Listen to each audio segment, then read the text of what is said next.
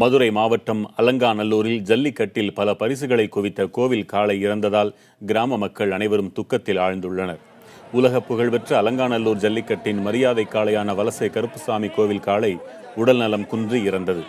மதுரை, தேனி, திண்டுக்கல் உள்ளிட்ட பல்வேறு மாவட்ட ஜல்லிக்கட்டுகளில் கலந்து கொண்டு வெற்றி பெற்று தங்க நாணயம், கேடயம், சைக்கிள், பீரோ என பல்வேறு பரிசுகளை வாங்கி கிராமத்திற்கே இந்த காளை பெருமை சேர்த்தது. ஊருக்கே செல்லப்பிள்ளையாக வலம் வந்த கருப்புசாமி காளை உடல் நலம் குன்றி நேற்று இரவு உயிரிழந்தது. இந்த காளைக்கு மாலை மரியாதைகள் செய்து ஏராளமான கிராம மக்கள் அஞ்சலி செலுத்தி வணங்கினர்.